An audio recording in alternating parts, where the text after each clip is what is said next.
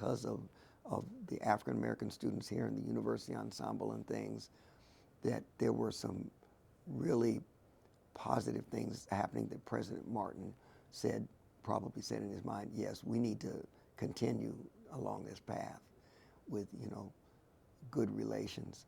And don't forget, we were in a place where it's just like when I came for the reunion this time of the alumnus, I met several students who had hailed from Hazard, Kentucky, and other places in eastern Kentucky. Well, African Americans from Louisville and Caucasian students from Hazard, we didn't particularly have a lot in common, but somehow, at least I don't think that we bumped heads. As a matter of fact, we may have melded together in a common goal because we're all here together. I was going to ask then, what was the social environment like on campus or even going in downtown Richmond? Well, I think you could get in some trouble going in downtown Richmond by yourself. Probably alone you could, even not alone. I remember Russell and I, we got in the car, because somehow I don't know whether borrowed a car or was Russell's or something, and we went to a store in downtown Richmond, and this was strict. There was no problem at all. We could go in the store, but Russell wanted me to go and get something, and it was something that he was either too embarrassed to get or something. And we sat in the car for at least a couple hours trying to decide how we would affect this to buy. But I think African Americans, the fellas in the frat, for instance, even though I was considered super nerd, because I was over there practicing Beethoven and everything. And I can remember on the frat floor, they would holler down the hall. I'd put on like the Fifth Symphony or something. And they used a particular word, which I won't repeat. But they said, will you turn that stuff off? What is this? Ain't Boston. But the thing is, I think we had, for instance, our own social arena. And I'm not sure some of the what the places were called. I remember the Caucasian students had a social place on weekends, and we did too. And ours was all the way down the street and up near Robert Blythe's church, or over in there. It was kind of like where you could listen to music and dance, and they had drinks, frankly, and things like that. But I think we were separate.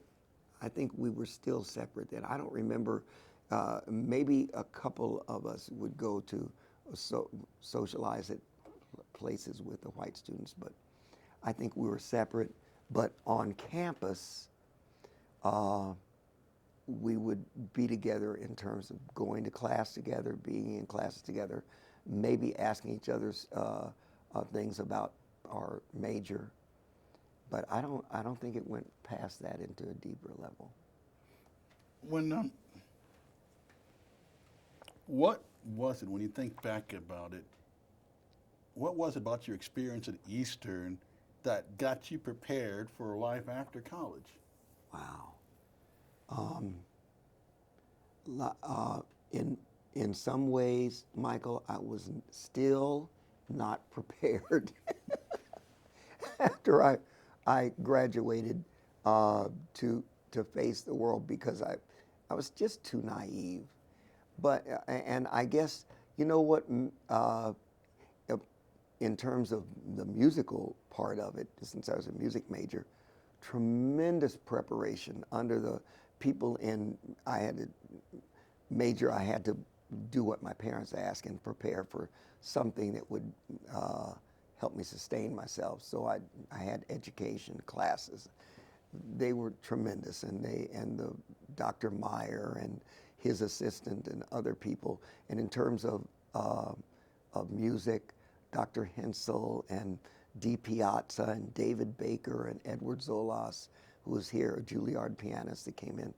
tremendously prepared for the musical part and inspired by them too.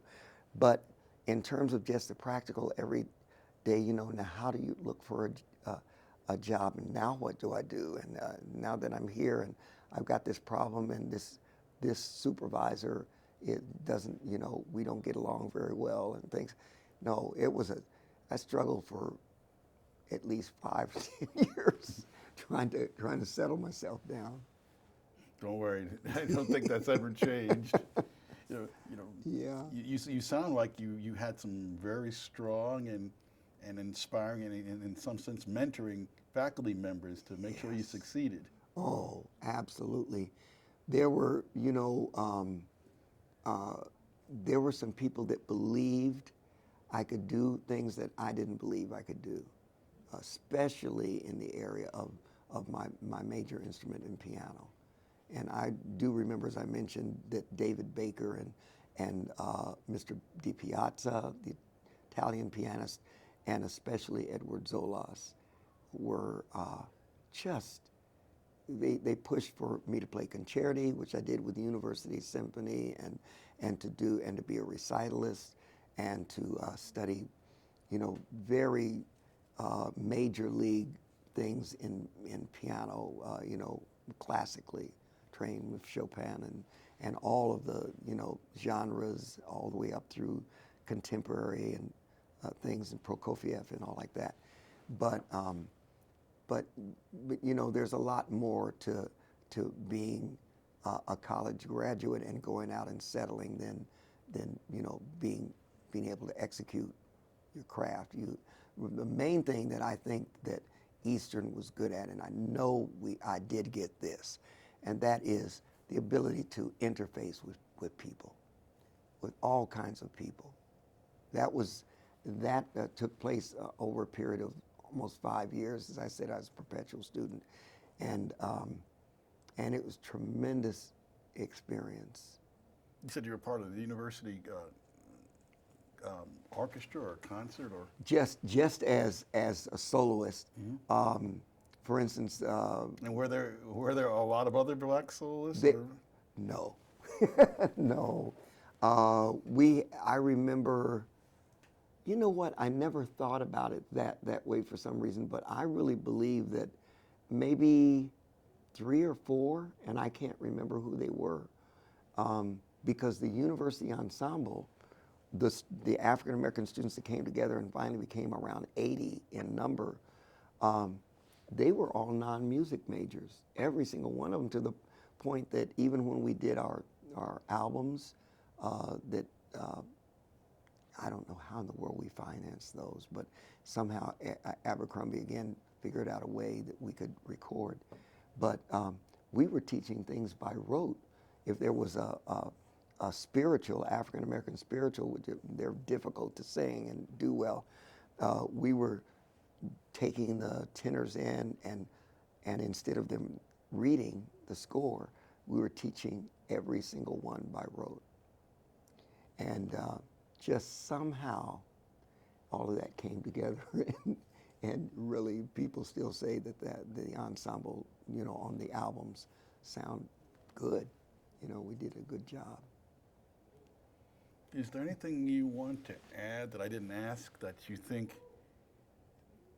encapsulates or highlights or summarizes your EKU experience? Yeah, I think, Michael, here's one thing. I don't think this is by accident, but somehow the musical part of that university ensemble was just one part of experience that extended into a spiritual realm. It has to do with people believing in God and believing in the Christian faith, in singing about it, but then running directly into a time when, either because of a situation at home or a breakup with a girlfriend or boyfriend, or something happened to, we had to use that faith, or even to continue to get along with each other, we had to remind ourselves, now wait a minute, we can stop and pray about this. I would I would hope that as we go along, Philip Fletcher and I were talking about this with Russell, and I'm sure Eric would concur, that we have now a responsibility and opportunity, I might say, because of the reunion coming up, to impact and influence and draw in the students today. You know, they're, from what I understand, they have a interest in a choral ensemble, and the African American music that they call gospel now in 2015, much more than in 1972 and 73. That style of gospel embraces jazz and hip hop and classical and even South Sea Island stuff and Latino, all kinds of things, so that and even rock and R&B, so that they really can't say that they don't want to be together because the style is old, because the style is contemporary. And gospel African American gospel is an indication that the Lord has given many of its writers a great genius about, you know, being able to be in all styles. And I just hope that the young people that are here today grab the opportunity, since they're all on campus together in numbers, because it can't be that way after you leave. But I would hope that they would take advantage of that and you know, rally. And we're here to encourage and do anything we can do to kind of push that next generation on. Great. Yeah.